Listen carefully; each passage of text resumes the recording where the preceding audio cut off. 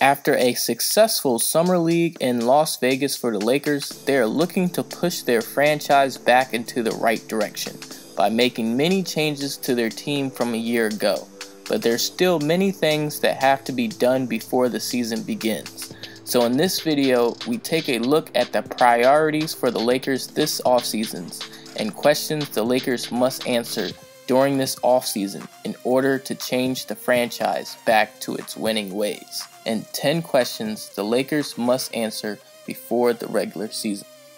The first question the Lakers must answer before the start of the season is, what will their full roster be on the first day of the regular season? Lakers fans were introduced to some of the new Lakers young players that are destined to be in their plans for the future with Lonzo Ball and Brandon Ingram. And then there are some players in Summer League who are just looking to make an impression and a possible invite to Lakers training camp or other opportunities around the league. Players like Matt Thomas and Gabe York, who played limited roles in Lakers Summer League, are among those who have found basketball opportunities overseas in Germany and Spain, while players like Tyler Ennis and Alex Caruso will have an opportunity to fight for that backup point guard role for the Lakers. Recently signed players like Stephen Zimmerman, B.J. Beacham, Briante Weber are among those who have partial contracts with the Lakers, and training camp gives them an opportunity to compete for a spot on the team. Not all players invited or signed to contract may play games for the Lakers this season. Some may have an opportunity to play in the G League, and others will not get the call up. Leave your predictions for the Lakers' full roster in the comment section. Speaking of full roster, once the Lakers have decided who to bring into training camp, by mid-October, they must have decided who will start in the first game of the season. A quick look at the starting lineup for the first game of the regular season last season, the Lakers will bring out D'Angelo Russell at point guard, Nick Young at shooting guard, Luol Deng at small forward, Julius Randle at power forward, and Timothy Mozgov at center. With the many trades and acquisitions the Lakers have made over the offseason, this year's starting lineup will be almost completely different than a year ago. Following the trade of D'Angelo Russell, Lakers fans were introduced to their new point guard of the future in Lonzo Ball during the Summer League. While having great performances during the Summer League playoffs, an injury would derail us from seeing him in the championship game. Lonzo should be inserted right into the starting spot, barring any injury setbacks during training camp. At shooting guard, with Nick Young opting out of his contract as a Laker and signing with the Warriors, and the recent signing of Kentavious Caldwell-Pope, KCP seems to be the Lakers' answer at the starting shooting guard spot here. Jordan Clarkson could also be an option here at the starting guard, but we will get more into Clarkson later. Luol Deng opened the season last season as the starting small forward, but by mid-season, Brandon Ingram owned this role.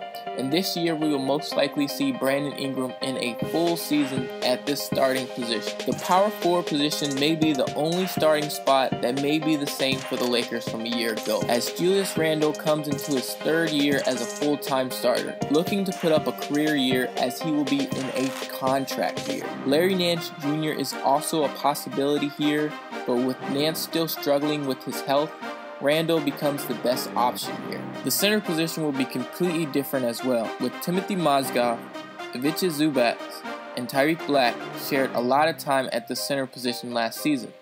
With the addition of Brook Lopez, he is the most logical choice at the starting center spot. But what are your thoughts, Lakers fans? Leave in the comments below your thoughts on what the Lakers opening day starting lineup should be and what you think the best lineup for the Lakers will be this season.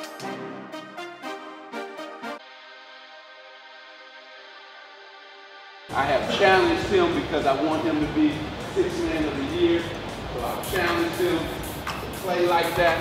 Following the signing of KCP, Magic Johnson expressed his desire for Clarkson to strive to win the Sixth Man of the Year award. Coming into his fourth season in the NBA with the Lakers, Clarkson saw a dip in his numbers during the 2016-2017 season, accepting more of a bench role with Lou Williams. But as Lou Williams was traded by mid-season, the Lakers' best bench asset, Clarkson's role off the bench has become even more important, as he may be the Lakers' best and most experienced ball handler off the bench at this point. So what will it take for Jordan Clarkson to win the Sixth Man of the Year award? Let's take a look at the past winners of the award to see what it may take to win the award next year. In the past 5 years, Jamal Crawford has won the award twice, in 2014 and 2016. Lou Williams has won the award in 2015. J.R. Smith has won in 2013, and the most recent winner, Eric Gordon of the Houston Rockets, won in 2017. In his quest in winning the award, Eric Gordon set plenty of marks along the way, scoring 16 points per game off the bench, second among all bench players, and contributing to 206 three-point makes off the bench. Not only that, he was a part of a team that made the 3rd seed in the playoffs last season. While this year's finalist, Andre Iguodala of the Golden State Warriors, proved that it doesn't necessarily have to be all about scoring to be a finalist of the Sixth Man of the Year award, as he only recorded 7 points and 4 rebounds, but led bench players and plus-minus this season. In order for Jordan Clarkson to win the award, he must fit into either one of these two categories while helping the Lakers make the playoffs. Or is that a realistic goal for him this season? Or should he be starting instead? Leave your thoughts in the comment section below, Laker fans. With Kyle Kuzma's strong performance in the Summer League, he is bound to get some minutes in the regular season. The question is, at which position and whose minutes does he take? While Kuzma is listed as a small forward, he played lots of time at the power forward position during college and in this year's Summer League, and it may be the position he is poised to play on the Lakers, as Brandon Ingram appears to be locked in at the small forward spot, with Deng and Corey Brewer backing him up. The current Lakers power forward is Julius Randle, with Larry Nance Jr. backing him up. But with Julius Randle, who seems to be working hard this offseason on the last year of this contract, if he struggles shooting the ball, will Kuzma get more minutes at this spot, or will Larry Nance Jr. be able to establish himself as more than just a great dunker off the bench? Kuzma had some hot shooting during the Summer League, but he can just as easily be just another forgotten Summer League MVP. Tyus Jones, Jerian Grant, and Jonathan Simmons are just a couple past Summer League MVPs whose play in the regular season was nowhere near the production they put up in the Summer League due to lack of true playing time. While these questions don't necessarily have to be answered by the start of the regular season, figuring out the minutes distributed among a crowded young front court will be important to the future of Kuzma and the rest of the Lakers front court, even if that means making the necessary moves for the success of the team. Speaking of the necessary moves, the Lakers made a lot this offseason to improve their team, and may look to even make more deals during this offseason, if possible. While the Lakers don't have many undesirable contracts on their book, thanks to their pursuit of free agents in 2018, they do have many players that they may have to make a decision on sooner rather than later. The first player that may be in this position to be moved this offseason is Luol Deng. Deng is signed under contract for $17 million this season, and up to $18 million the next 2 seasons.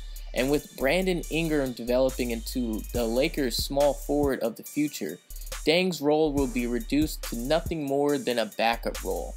For the 3rd highest paid player on the team, this isn't a best use of money. Moving Deng's contract will free up some more minutes in the front court for Lakers young players like Kyle Kuzma, as mentioned earlier. While teams might not see Luol Deng as a valuable piece worth his price, the Lakers still have assets that can be packaged with Deng. Jordan Clarkson has been in constant trade rumors since last season, and with an attractive $12 million a year contract, if the Lakers can't see more than a 6-man role for Clarkson, he may be moved this offseason along with players like Larry Nance Jr., who are still in rookie deals with contracts that can be moved very easily.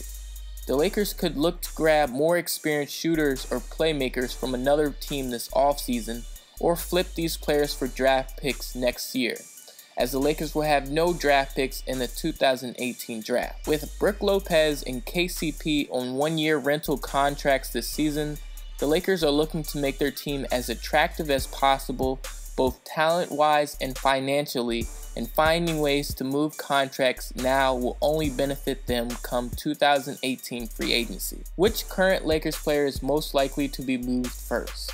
Leave your thoughts in the comment section below. The addition of Kentavious Caldwell-Pope for the Lakers was a conscious effort to improve their defense. The Lakers' highest defensive efficient player last season was David Nwaba, who ranked 75th among players in defensive efficiency, yet only played in 20 games last season.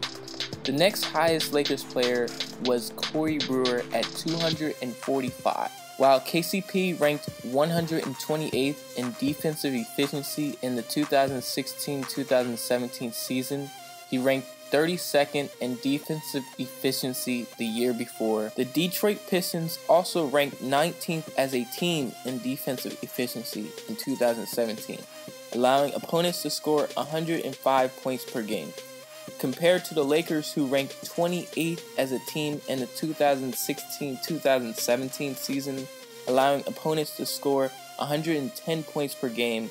And in the past 2 seasons, the Lakers have ranked in the bottom 5 among teams in defensive efficiency. How bad the Lakers have been on defense, taking a risk on KCP for a year to improve the Lakers defense is worth the cost. But he alone will not be able to improve the Lakers defense. It will also take a group effort from all the Lakers' young players to improve their defense. And if their goal is to win games, defense must be a priority. Can the Lakers stay out of the bottom 5 in defensive efficiency? Leave your thoughts in the comment section below, Laker fans. From mid-season of last season, the Lakers have been in the process of reorganizing their basketball operations department.